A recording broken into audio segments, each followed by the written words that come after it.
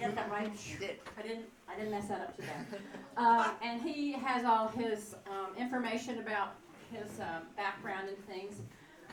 Let's try to hold off our questions till the end, if that's okay. Oh, yeah.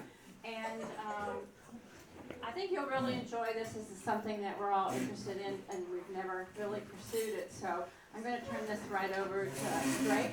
Thank you very much, Drake, for coming tonight. Thank you very much for having me. Man, this is a much larger group than I was expecting to be presenting to, so I'm so glad you're all here to learn about the geology of this park, mainly because it is one of the few places in New York State where you can really witness the whole range of geologic history, from some of the oldest rocks to some of the most recent deposits, and I think that's something that makes it really, really special. So, hold on, let me my clicker over here. Oh no, I'm really cruising now. All right, I guess I'm not using the mouse. So first off, a little bit about me. I'm a local of Saratoga County. I was born and raised here, grew up, went to school at Ballston Spa. And then when college came around, I looked all around the country, but I ended up at Union College to study geology, because that's really the thing that I wanted to go to school for. I was really fascinated growing up by just how dramatic Earth's history was, and I really wanted to learn more about that. So I went there, graduated class of 2021, and most recently I just completed an internship with Saratoga Plan, an organization I'm sure many of you are familiar with. They do great things in the county, preserving land, working on conservation with farmland, and opening parks. A new park that is hopefully going to be coming open this summer is just a bit further south along the Palmertown Range, the Graphite Range Community Forest. I've worked a lot at that park on the geologic interpretation there, because there's a graphite mine. So anyways, I just wanted to credit them and credit the grant that funded a lot of this research from Open Space Institute. They really were able to fund me getting out in the field and doing a lot of this research that you're going to be learning about tonight. This picture over here, I don't know if you can see, but I'm pointing to some massive garnet crystals that I came across on the Western Ridge Trail. So hopefully I'll get some more pictures of those up shortly. All right, so for a brief overview of the geologic history that I'm going to be covering tonight, it's going to be spanning billions of years of history, and I was told I had to condense that down into half an hour, so hopefully I won't go too fast on some things here. But first off, I'm going to be getting into the origins of the metamorphic bedrock of the uplands of the park. I'm sure if many of you have hiked around up there, you've noticed just how crazy that topography is. And if you come across any outcrops, there's some really striking minerals and kinds of structures that you can see in the rock up there. So in getting into some of the later geologic history, I'm sure many of you are familiar with the fault line that runs along the eastern side of the park.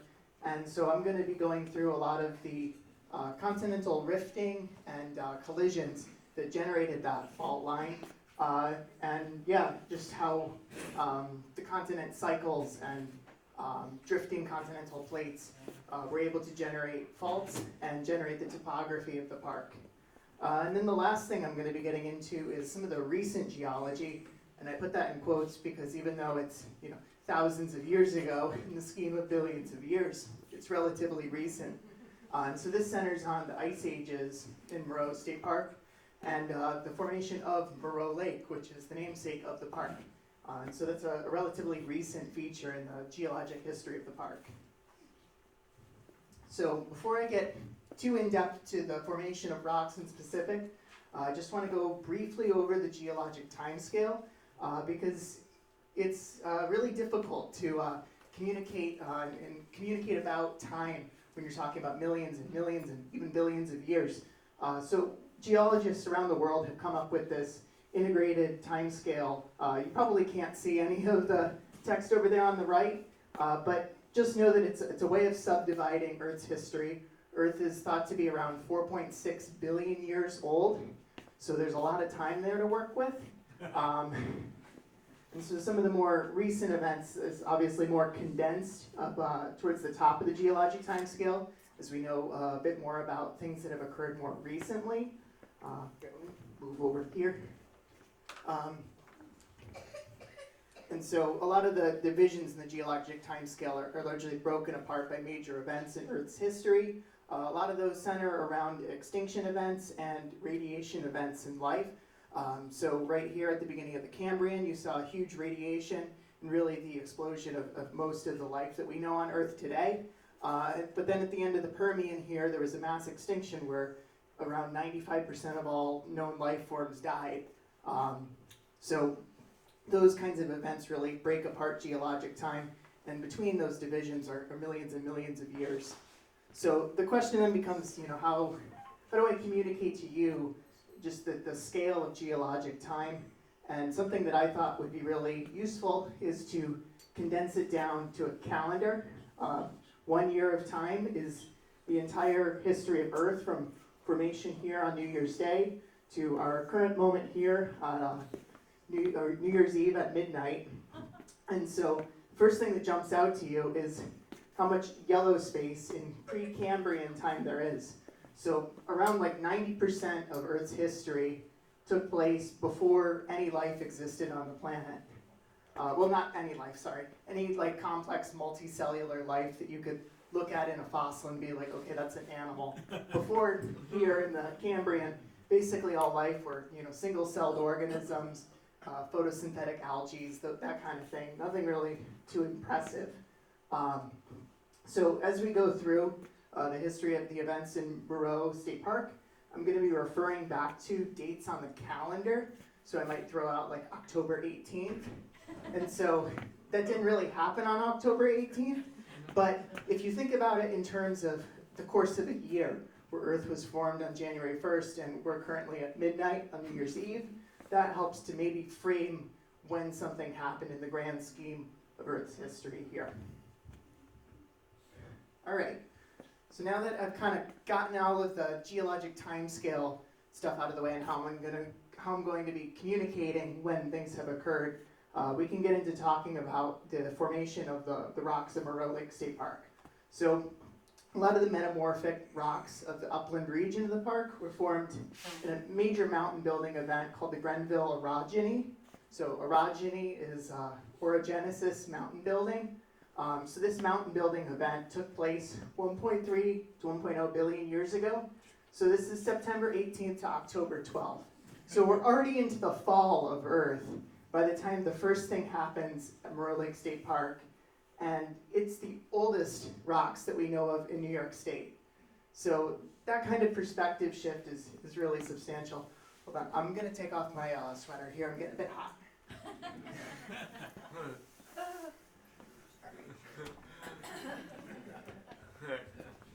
So, like I was saying, major mountain building event. So this saw the eastern shore of North America, at the time it was known as Laurentia, come into a major collision event with other continents off to the, well, in this map, the east. You would have Baltica and Amazonia. Those are plates that are currently around the Baltic states in Europe and South America and the Amazon region. So all of those kind of pieces came together and collided into a major mountain building event 1.3 to 1.0 billion years ago. And that formed a lot of the basement rocks of North America. So what basement rocks generally refer to are the rocks that are furthest down in the order of things that have been deposited. And they really only come to the surface in fairly restricted areas. So on this map you can see that the Grenville province stretches through much of Canada and the eastern seaboard of North America, but outcrops only really occur in highly eroded places. One of which is the Adirondack Dome there, and that is where we get our exposure of these really old Precambrian basement rocks. All right, so these are some slice diagrams taken through to kind of show the continental collision and how that generated the metamorphic rocks.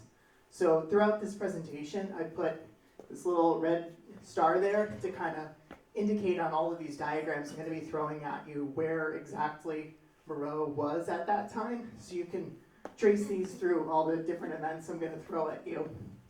So right here you have the pre-Grenville Ocean. You have maybe Baltica or Amazonia over here, Laurentia, so Proto-North America over here, and you're gearing up for a continental collision. So this piece of continental crust is moving in towards this piece of continental crust here. And very importantly is there's an ocean basin in the middle. And what makes that ocean basin really important is all of the rocks of Moreau Lake State Park are metasedimentary. So you have sedimentary rocks that are metamorphosed, turned into metamorphic sedimentary rocks.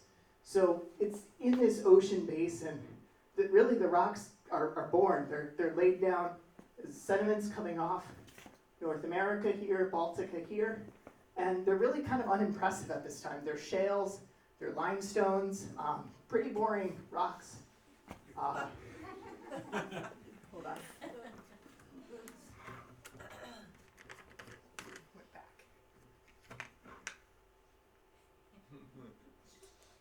I'm gonna turn off this mouse. Doing more harm than good. All right, so zoom through time here. You have this ocean basin, rocks are getting deposited there, and boom, you have a continental collision. So you have North America getting slammed into Baltica and Amazonia over here, and right down at the bottom of this continental collision is where these ocean basin sediments end up. And it's really deep, deep within this mountain belt, this huge mountain chain around 1 billion years ago that the rocks of Moreau really took their current form in a lot of the transformations, metamorphic transformations that took place. That's where it all happened. All right, so this is going to look like a really confusing map, and that's kind of the point because the rocks of the Adirondacks are really, really convoluted. So some initial takeaways from showing you this map, just to orient you, here's Moreau State Park right there between Glens Falls and Saratoga. And all of these different colors here on the legend over to the side refer to different kind of flavors of rock that you can have. So you have your anorthosites that are really feldspar dominant, tonalites, charnokites. So those just kind of refer to the different proportions of minerals within there. Some might have more quartz, some might have more feldspar. And that's all kind of dependent on the exact sediments that went in to form those rocks. So these numbers here referring to ages, and you can see that some of the oldest rocks, around 1.3 to even 1.35 billion years old, stretch right through the southern part here. So definitely some of the oldest rocks in New York State come through Moreau Lake State Park, the Palmertown Range, and really the Adirondacks. And that was related to this island arc that had collided with North America early on. The last thing to take away from this is just how large some of the fold structures that you can see are. So this, if you trace this one layer through here, this one layer could stretch for maybe 50 miles, having been folded over itself. And so to have a single layer of rock get deformed to that severe of an extent really implies a huge mountain building event took place to distort the rocks to that degree. So this is getting into kind of the pressure and temperature that the rocks are metamorphosed at. So this is kind of a newer study that came out just 2 years ago. And really the important takeaway from this is that the rocks were metamorphosed a lot hotter and a lot deeper than we previously thought. So these are previous studies down here that looked at the temperature and pressure of metamorphosis in the Adirondacks. And they were estimating rocks were buried around 20 kilometers, so maybe like 7 or 8 miles deep. They're metamorphosed at around 700 to 800 degrees Celsius.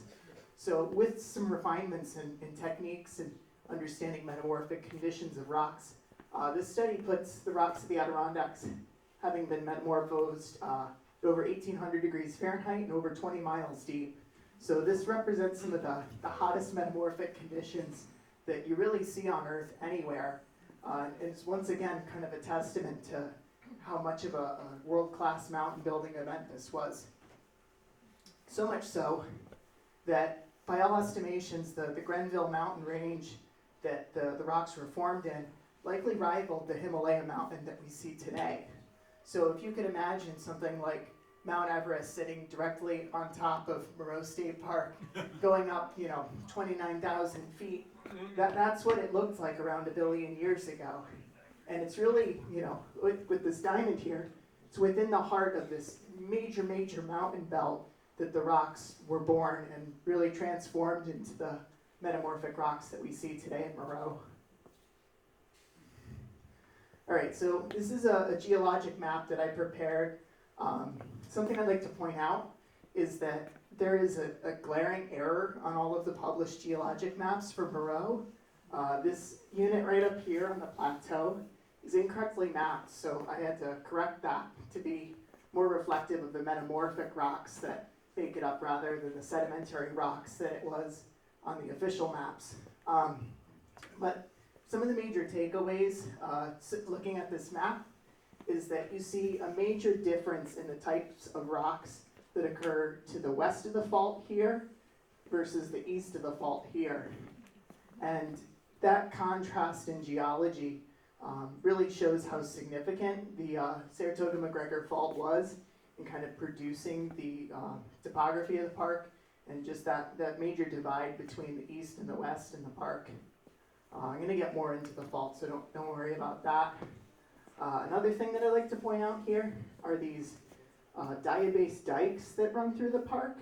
I'm going to get into the formation of those, but they're kind of these really interesting features of intruded magma that relate to the stretching of the Earth's crust at a period of time after the formation of the Grenville basement rocks there. All right, so I have a couple of pictures of some of the rocks that I found out and around Moreau. I'm sure everybody out there has a rock that they stumbled across out on a hike and would like to know more about that specific rock. But these are some of the more demonstrating examples of the kinds of rocks that you'll see up there. So over here, we have a quartz vein migmatite gneiss. So one of the common textures you'll see in the rocks throughout the area is that there will be bands of quartz, blobs of quartz, that stick up from the surface of the rock and kind of move through it in a rather fluid fashion. And that's because at one time this quartz was molten. There was the thought that up to 30% of the rocks became molten at one time, and due to the partial melting of different mineral phases, you get this what's called a migmatite. So that's kind of referring to how mixed up and banded the rocks can become. So this partial melting of the rocks and recrystallization of particularly quartz into veins is a really common texture that you see through a lot of these rocks. And that's again related to how hot and how pressurized the rocks were. Over here, this is a banded or foliated gneiss, and you can see a tree root has taken advantage of one of those planes of weakness within the rock to start breaking it apart. And so this is just a really fun example of how you can have a billion-year-old rock getting wedged apart by a tree here, just showing the full range of time scales. And then these are some of my favorite rocks that I found up in Moreau. So these are some garnet crystals that I found around the Western Ridge Trail. This is kind of the block as I saw it walking along the trail, and then I started to make some more investigations of it over here using my pocket knife for scale. But some things to point out about these garnet crystals is that they're a really distinctive metamorphic mineral. These minerals, garnets, are only formed in metamorphic environments. And over here, you can see on this crystal how neat the faces of it are. It almost looks like a hexagon in the rock. And that shows, just, I guess, how happy the garnet was to form there. The garnets in these rocks were really in their ideal environment for formation. And they can grow into some really, really large-sized ones, particularly up at like Gore Mountain, where you have the garnet mines up there. But you still see some rather large garnets at particular locations around the park. And this is just another really pretty example of the metamorphic background of these rocks. So one last rock type that I wanted to point out is the pegmatites. So a pegmatite is more of a textural term than anything else, and it really refers to a rock where the grain size of the crystals has become greatly enlarged. So over here, it's kind of hard to see these in photos, which is maybe an encouragement to get out into the field when the snow melts and look at some of these yourself. But right here is a large book of biotite mica, and so that peels off into these nice sheets, and it's all set into this really geometric matrix of feldspar and quartz there. So a lot of these crystals are much larger than you would see in other rocks, and it kind of offers a good ability to study the mineralogy of the rocks and how the different minerals like to grow. And over there, I used that on one of my title slides, but that's a really nice feldspar crystal here and there, and I just really like the pink color that you get out of some of those feldspars. All right, so this is kind of the last addition of rock material to the Grenville basement rocks of Moreau. These are the diabase dikes that largely intrude a lot of the rocks. So just to go back and refresh on where those are. These are kind of in the south of the park, trending northeast, southwest, and then there's a couple of them up through Palmertown Mountain, the far north of the park there. And so these are sheet-like intrusions of basaltic type material that squeeze up through the crust during an extensional event. So zooming forward in time, you had the Grenville orogeny that was a compressional event where you had mountains getting built because continents were coming together. So this is 640 million years, so almost 400 million years later, the continents are coming back apart. An ocean is forming here, the Iapetus Ocean, and because you're having the crust stretching, something's got to fill that space. And so what ends up filling the space are these sheets of material that are injected vertically up through the crust.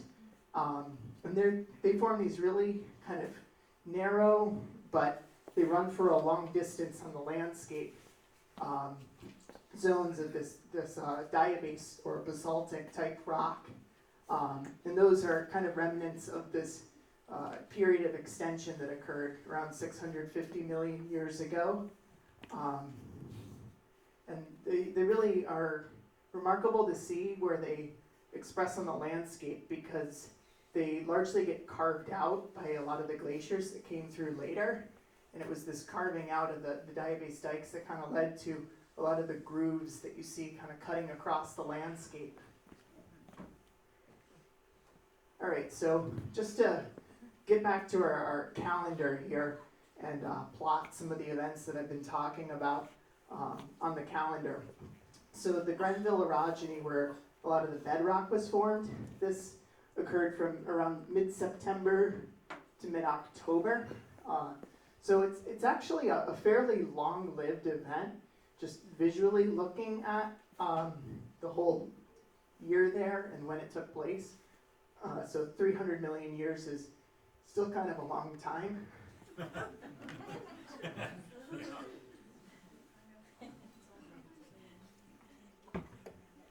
And then later on down here, around November 9th, we had the intrusion of those diabase dikes. And this is actually a really good example to just illustrate the depth of geologic time, because the difference in time between the end of the Grenville orogeny and the intrusion of those diabase dikes is far longer than the amount of time between where we are now and the dinosaurs. It's almost twice as long.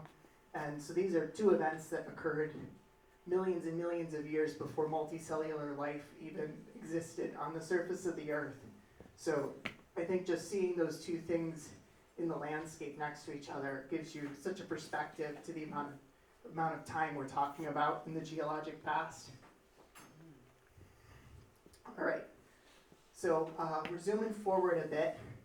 We remember the Iapetus Ocean beginning to open with the intrusion of those diabase dikes. And this is now kind of back to the other side of the ocean opening, and now it's beginning to close again. So you have the Iapetus Ocean here. Here's where we are over on the eastern shore of Proto-North America. And we are having the Taconic Island arc over here coming at the eastern shore of North America. So this is starting to get into the formation of the faulting that cuts through a lot of the area. And as I zoom forward through time, you'll see eventually the Taconic Island arc runs into the eastern shore of North America, and this drives a lot of fault development to occur. So you can kind of see it in this diagram here, but really it's these later diagrams that kind of illustrate the pattern of faulting that the Taconic Island arc colliding with the eastern shore of North America generated. So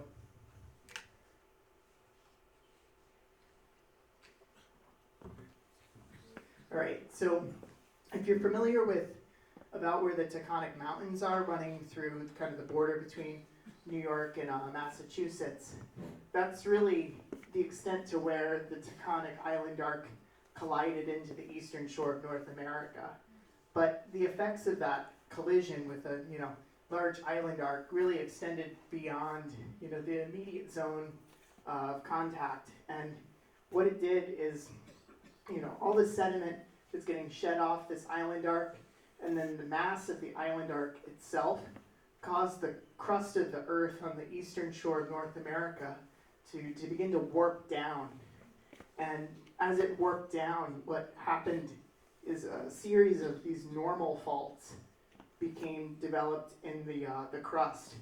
And that saw the Earth's surface to the east drop down, and then further to the west, it remained in place and, relatively speaking, moved up.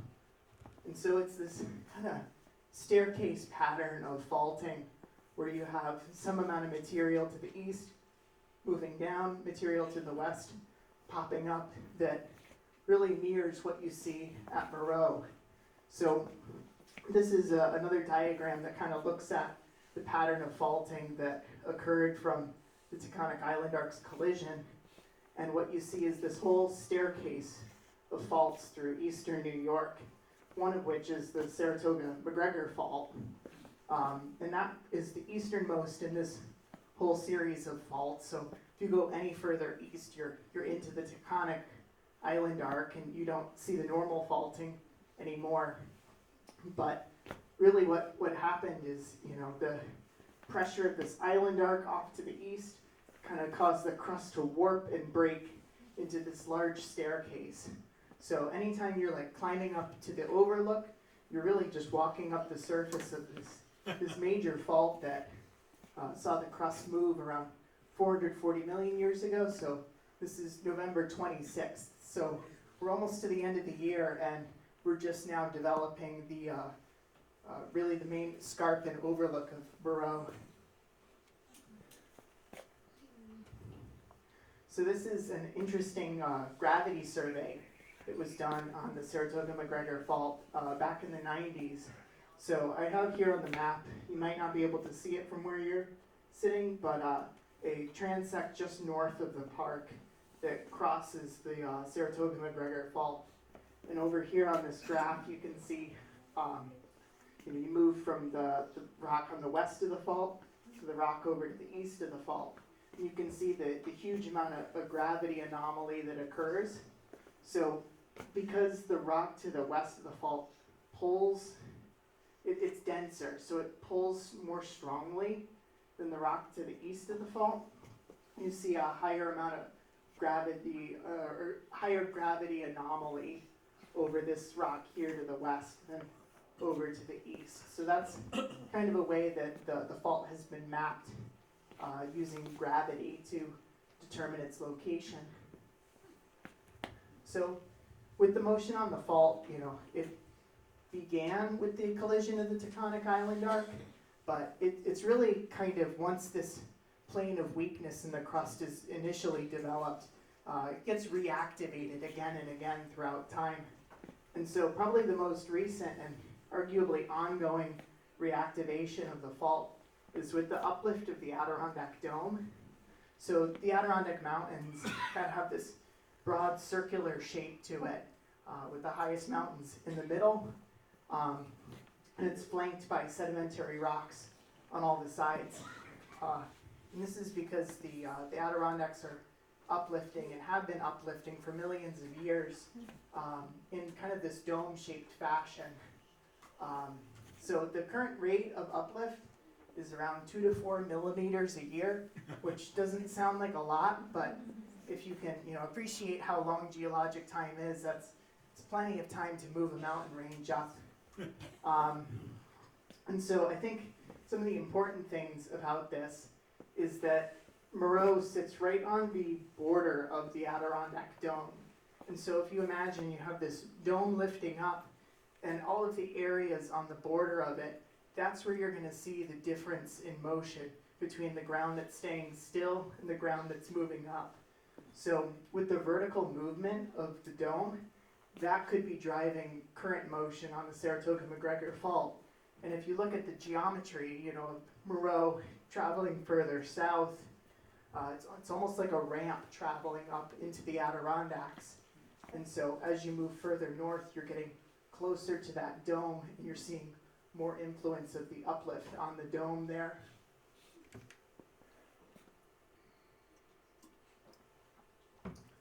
So one of the big questions then is what's driving the uplift of this dome?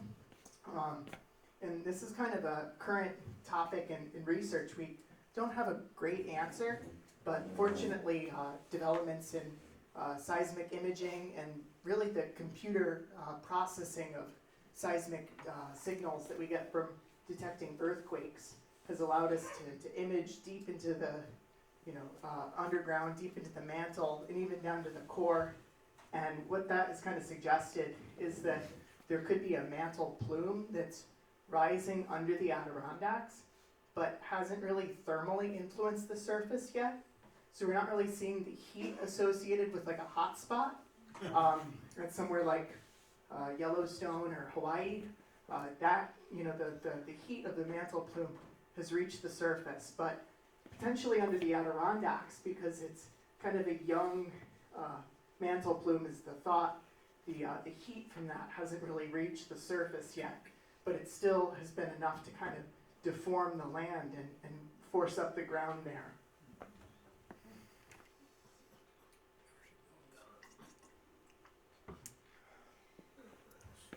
All right, so one last thing on the Saratoga-McGregor Fault.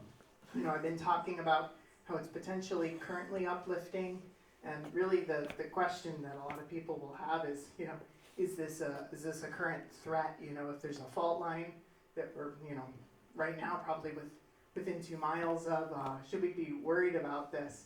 And really the answer is we don't know. Part of the thing that's unfortunate about these faults is earthquakes can happen on them, but the amount of time between earthquakes can be hundreds, if not thousands of years ago.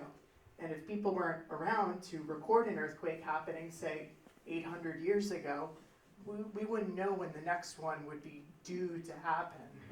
So typically, even though there's really no way to predict an earthquake, they'll recur with some amount of regularity, as long as the amount of stress that leads to the earthquake is consistent. So we really don't have a seismic record on this fault, so it's kind of impossible to know what to expect in terms of future seismicity. There have been small earthquakes reported in the area. This is a headline from one that occurred 2 years ago in South Glens Falls. So that might be related to the fault, could be related to something else. The problem with small earthquakes is they're really difficult to pinpoint why they occurred. So that really adds to the complication of things. And I guess I'll leave it at that, it's an ongoing topic in research, and the more study that goes into this and the more techniques that we develop to understand how faults move, I think the better idea we'll have regarding, whether or not this fault could move in the future. All right, so just to summarize with a little graphic here that kind of shows the general geometry of the Saratoga-McGregor fault when things have moved. So we saw the real first motion on the fault back in the tectonic orogeny. That was 440 million years ago, back in November. So that popped up the Palmertown Range and kind of created the whole series of stepwise faults through eastern New York. And then it's kind of debatable when the Adirondack Dome began uplifting, but around 200 million years ago is when the Adirondack Dome began its uplift. And so that kind of further developed the fault and kind of led to the contrast in elevation in the north of the fault versus the south. And yeah, there's the potential that it could still be in motion, and we just have not experienced one of its movements yet. All right, so my last topic is going to be getting into the kind of the glacial history of Moreau.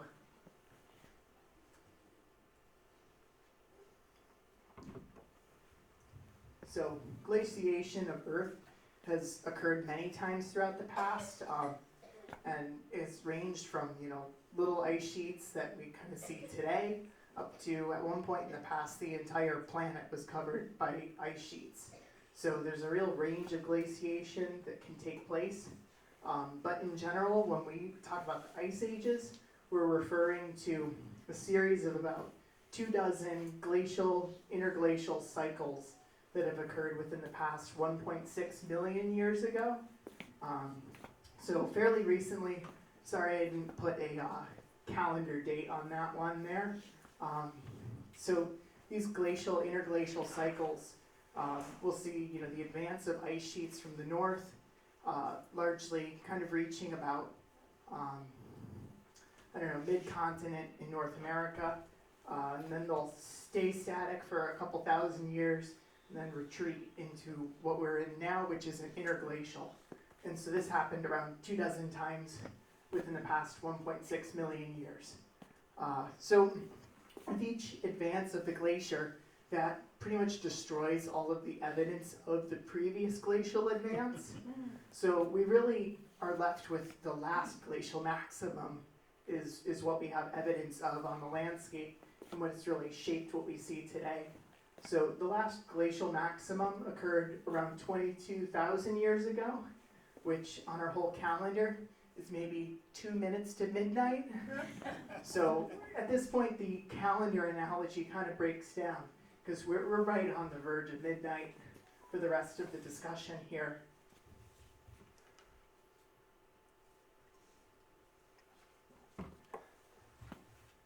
And so these glaciers during the last glacial maximum at New York over here on the map kind of broke apart into these separate lobes that flowed into and around each other. And they really reached the southern border of the state.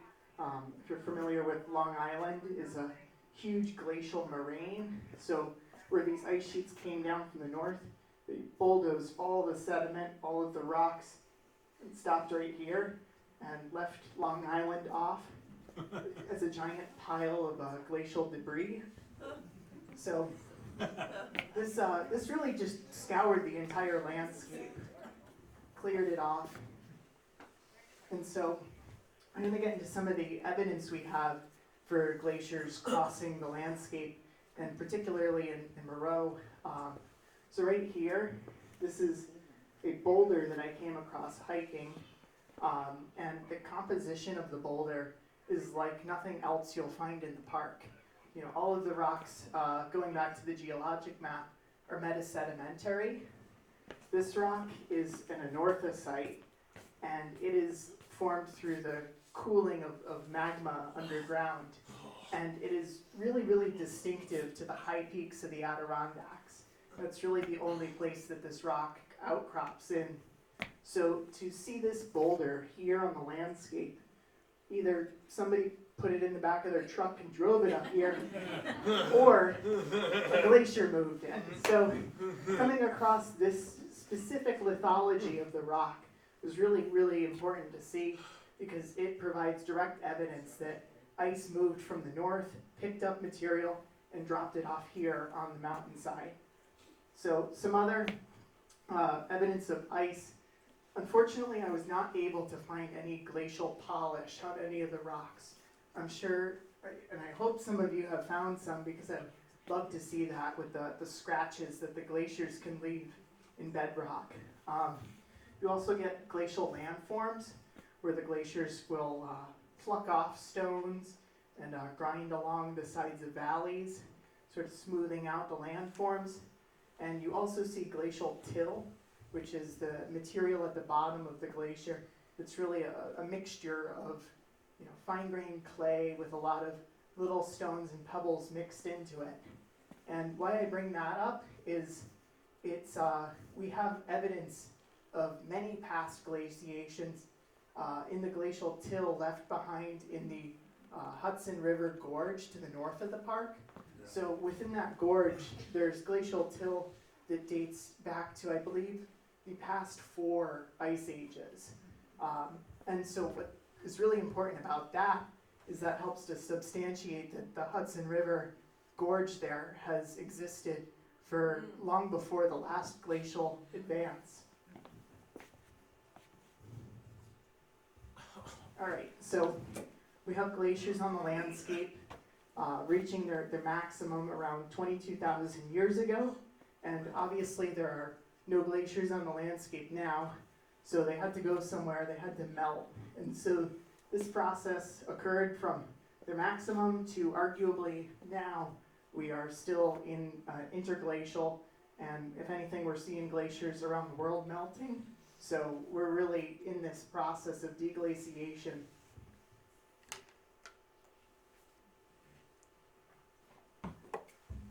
So what makes deglaciation pretty interesting to study is that as a glacier retreats, it leaves behind a really complicated network of drainages, lakes, landforms. And this is kind of a schematic over here that shows all of the different types of landforms that a glacier can leave behind as it retreats. And so the specifics of how a glacier retreats, what it leaves behind, and really the drainages and the waterways that exist for very short periods of time is really important for understanding our current topography and current landforms in Moreau. All right, so this is a rather old map here.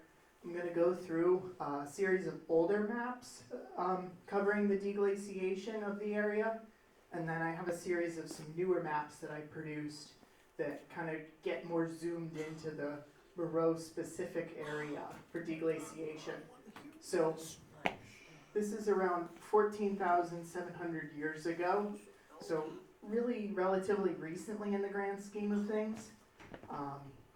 And so at this period in time, the large ice sheets that covered all of the landscape have kind of receded, and what we're left with are ice sheets that really just fill the valleys of the area. So right here we have the tongue of ice that travels down the Hudson River Valley, and this extended to around south of Albany at this point. So what is really important about the ice filling the valley at this point is that it blocks the drainages of both the Mohawk River here and the Hudson River here. So if you can imagine, where the Hudson River flows out from the highlands and into the lowlands, just to the west of Glens Falls there. I'll pull it up on maps in the future. That was all blocked by ice 14,700 years ago. So all of the meltwater coming down the Hudson River, well, it reached that block of ice and it couldn't go anywhere. So it started filling up into this glacial lake called Glacial Lake Corinth. So this occupied pretty much the entire Hudson Valley from Moreau all the way up, and even filling in Lake Sacandaga before there was a reservoir there. So that kept on filling up with meltwater, And eventually it reached a point where it overtopped the topography to the south of Corinth here and started flowing south actually into the current valley of the Cateros River. And so the Hudson River was flowing down that river valley and deposited a huge delta of sand that covers all of Saratoga, Milton, and that whole area there. So this is a historic photo from around 100 years ago that shows the delta at Milton. So this is actually right across the street from where I live, where the Hudson River flowed south and completely bypassed its current route through Glens Falls. So this is where things get interesting, because this is a slice of time where the Moreau Lake itself formed. So around 14,200 years ago, ice had continued to retreat up the Hudson Valley. So you see right now the toe of the glacier is about around Saratoga Springs. So what happens at this point is the glacier starts kind of pulling away from the valley walls, and as it pulls away from the valley wall, leaves behind blocks of ice, kind of what's called dead ice. So I'm going to refer to that term to refer to blocks of ice that have fallen off the glacier and are just kind of sitting around its edges on the landscape. And so what happens is the glacier retreats up the valley, but it pulls away from the valley walls and leaves this really narrow strip of land between the ice and the valley wall. And it's within this really narrow environment that all of Moreau is really contained, or at least the lowlands of Moreau. And so as the ice retreats further and further north, eventually one day, I'm going to go out on a limb and say it happened in the spring, but eventually that dam broke here, and all of the water that was coming down the Hudson River and filling into glacial Lake Corinth started flowing out and flowing along this really narrow path trapped between the ice on the east and the valley wall on the west. And so you have all of this outwash occurring, and it's going in and around all of these blocks of dead ice and depositing all of the sand and gravel that make up the sediment of Moreau's lowlands. And so as that sediment is getting deposited around the blocks of ice, that's building up all of the hills that kind of flank all of the lakes and ponds of Moreau. So you kind of have to think about it in reverse, because the ice is there when this is getting deposited, but when you look at it today, it's kind of the inverse. There's no ice and lakes where there was ice. So zooming forward another 500 years or so in time, eventually the ice completely leaves the valley, and you're left with this glacial lake, Quaker Springs, and that fills the valley at around an elevation of 300 or so feet. And so you get a large delta that is being deposited into this lake here, called Glens Falls Delta, really creatively named there. But that formed a lot of the sand and sediments that like the city of Glens Falls is built upon. This is kind of one of the last major events in the deglaciation of the area.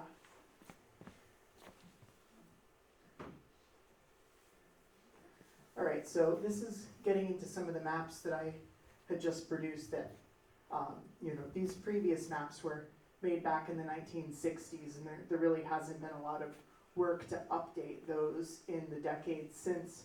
So what I did is kind of took these understandings of where ice was at certain times and worked with elevation data to reconstruct what these lakes would have looked like on the landscape. So this is looking back 14,700 years ago. So this is in the Lake Corinth stage of things. So you can see the outflow of the Hudson River here is blocked by all of the ice in the valley. And the lake is filling in the entire Hudson River gorge here. Pretty similar to actually how there's kind of a series of lakes there today, although it would have been much, much more impressive. And then eventually as this lake filled in, it began flowing south out of Corinth here. So this is, as best as I can estimate, what the glacial Lake Corinth would have looked like on the landscape, kind of in behind the plateau there. So this stage is really where all the action happens. As the ice over here retreats north, eventually you get this narrow strip here between the ice and the valley wall. And as the Hudson River started flowing south through there, this is where you see all of these big plumes of sediment getting deposited in that narrow area between the valley and the ice. So I'm going to zoom down a bit more onto this. So what I did here is mapped out based on depressions in the landscape and kind of satellite imagery where there were likely blocks of ice on the landscape. And you can see there's probably at least 24, if not more, weird little depressions on the landscape. And you know, you look at these things, some of them are filled with water, some of them aren't, in the woods, and they really don't have a good explanation other than ice was there to fill in the space and at some point melted. So these kinds of terrain visualizations are really cool to look at. Oh, and I should probably mention the term for this deposit is a Kame Terrace, Kame.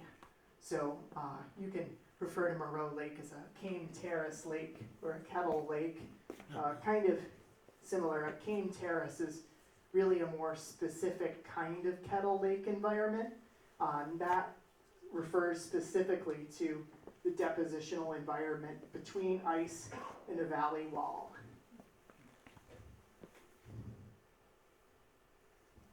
And so then this is the last stage of things here, where you have the Glens Falls Delta being deposited.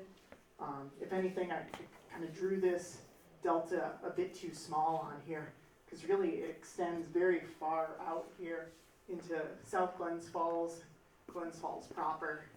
And I start bringing this up because I'm going to come back to these. I think one of the newest areas of Moreau State Park that will hopefully be opened and added to the park soon, I had just seen something about this, is the Big Bend area of the Hudson River here. And this is a terrain visualization of the area to the north of the park. But you can see, maybe it's a bit faint, but there's this whole series of braided stream channels that cut across the landscape here. And so this is where the Hudson River has started to cut down into the delta that it deposited, and really form this complex network of different channels in the floodplain there. So hopefully when that becomes open as an area to visit, that'll be something to check out, all of those drainage channels. All right, so going a bit back here, this is an even more zoomed in look at all of the glacial kettles that are found throughout Moreau. So how I kind of identified this is, by looking for areas. This is a topographic visualization that I created here that helps to show the ruggedness of the terrain. And so this kind of helped to pick out these little areas of depression on the landscape and kind of identify where blocks of ice might have sat.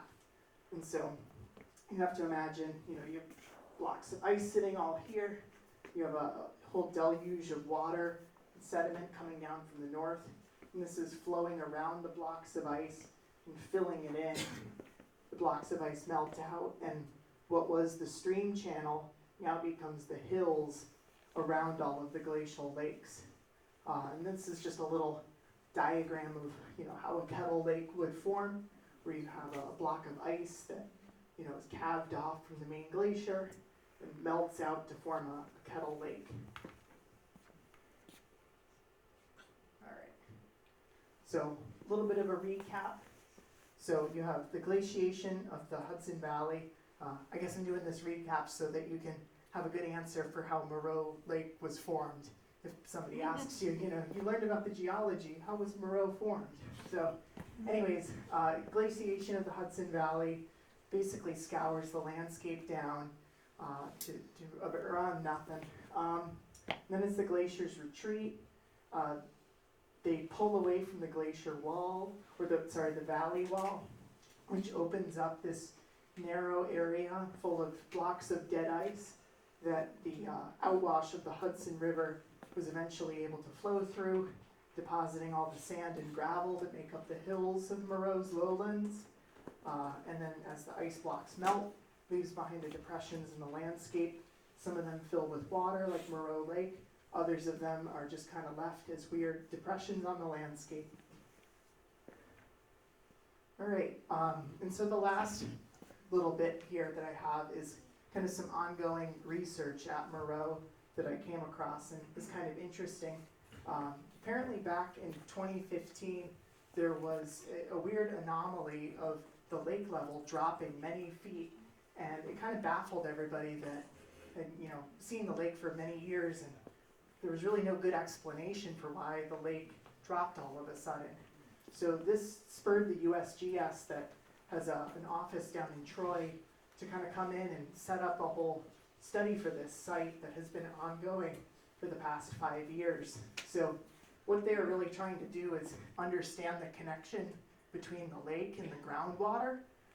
So knowing that all of the sediment around the lakes are, this really permeable sand and gravel, there's obviously a huge connection between the water in the ground and the water on the surface. So what they did is they installed a bunch of wells in the sediment to look at the groundwater through time, and they measured the lake level. This research is still ongoing, so hopefully there'll be some report in the years to come that outlines the hydrology of Moreau Lake in the groundwater environment. But just wanted to give you a little snippet of kind of how Moreau is right at the forefront of some important geological research going on.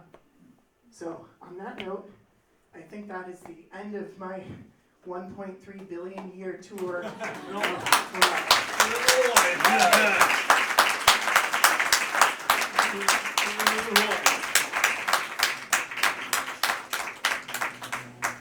Alright, so if you have any questions, I would be more than happy to talk about my understandings. Yes?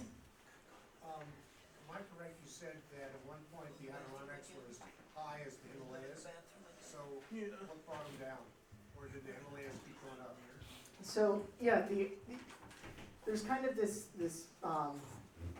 unfortunate thing about really tall mountains, and that's the bigger they get, the more easy it is to tear them down. So really they were eroded away, is what happened to them. And that took place over like 500 million years. And if you think about, okay, these rocks were metamorphosed 20 miles below the surface, right? And to remove 20 miles of material, under your feet was the kind of, how those rocks got to the surface. So it really was just a really long period of erosion that, brought the rocks up to the surface.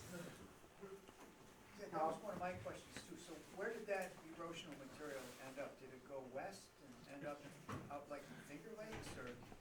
Yeah, that's actually a pretty good question. I feel like a lot of it probably went off the eastern seaboard into the ocean and was kind of incorporated into, all of the material eventually, gets recycled either into sediment or, subducted down into the earth again.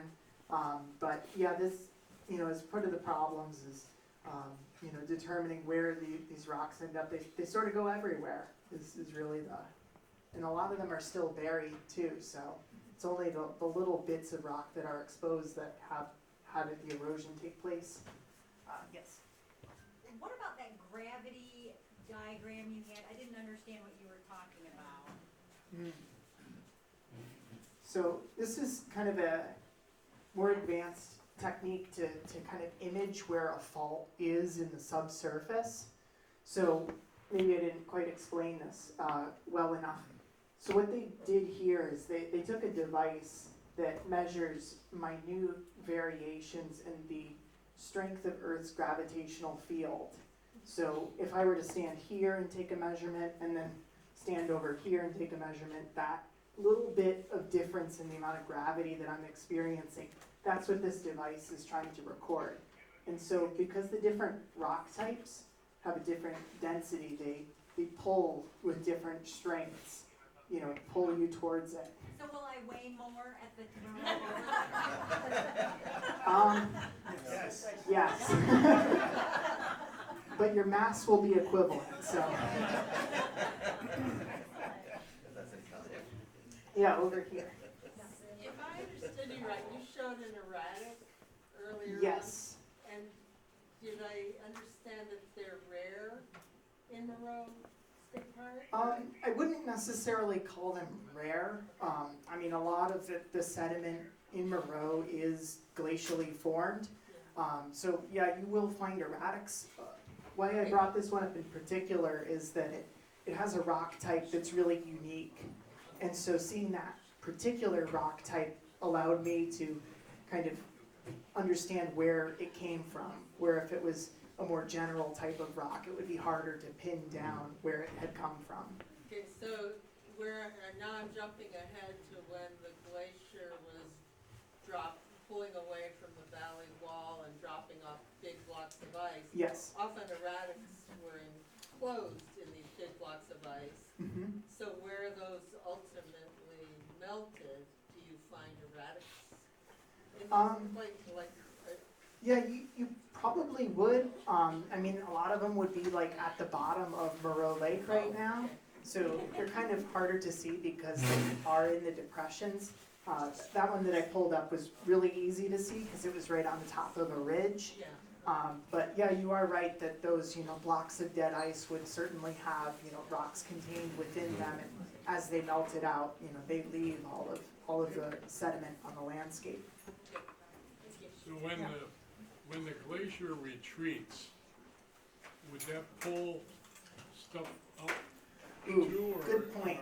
So when I say a glacier retreats, it doesn't actually pull backwards up the valley. The front of it keeps moving backwards, but it's because it keeps melting. So it doesn't. The glacier's always flowing down the valley. It's melting on top, right? Yeah, it's melting at the top. It's And then- melting at the foot of it. Right at the toe, where it stops. So underneath it's still kind of tough to move, so it's taking a long time to move back up, right? Yeah, it could be kind of attached to the bedrock. That kind of gets into the, but I just want to clarify that the glacier, the motion of it is never moving up the Hudson Valley. Oh, When I say retreating, I'm just referring to the point at which the glacier stops. oh, That's moving through time, but the glacier's always flowing down. oh. It's always a That's what- I balance. couldn't get my head around that. Yeah. Because I was trying to think that it would melt, and go down the wall. Yeah, So it's actually just disappearing down, not really moving up. exactly, yeah. Receding hairline. That may be a good analogy for it, yeah. Yeah, it's hard to visualize that. Any other questions? Thank you so much. Thank you. Yes. If I had one, so, where this question is coming from, I moved here from, the Pacific Northwest, where I encountered, stories of catastrophic flooding that happened with this glacial Lake Missoula. Yeah, And these breaking of ice dams and then massive flooding. And you've described some of the ice dams that, made water back up. But big massive flooding, or was it much more gradual spreading Oh yeah, of water? so there's definitely evidence of big glacial outburst floods in the northeast here. I didn't cover that specifically. Not Moreau? I was trying to substantiate if it was this, glacial outburst at the Hudson that caused a big, drop in glacial lake levels, but there was certainly a big outburst flood that occurred further to the north on the north side of the Adirondacks. There was ice there that was holding up pretty much all of the Great Lakes off to the west, so they currently drain out of the St. Lawrence Seaway. But when the ice was there, that held up all of that water. And as that ice retreated north, eventually it outburst into Glacial Lake Albany, and that is thought to have kind of broken through the moraine of Long Island all the way down in New York City and Wow. formed this huge outburst flood that kind of cleared out the Hudson Valley. So that kind of happened around here, but more towards our north and south. We were kind of in the middle of that whole event. Yeah. So yeah, there would have been a big wall of water that came through the area for sure. Any final questions or? Where is that rock? Ooh. Believe that rock is along the Cottage Park Trail. Oh. It's like smack dab in the middle of the plateau.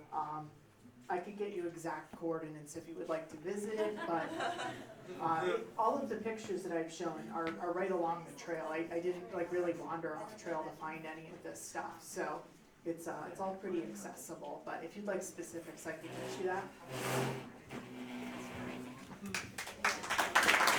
Good.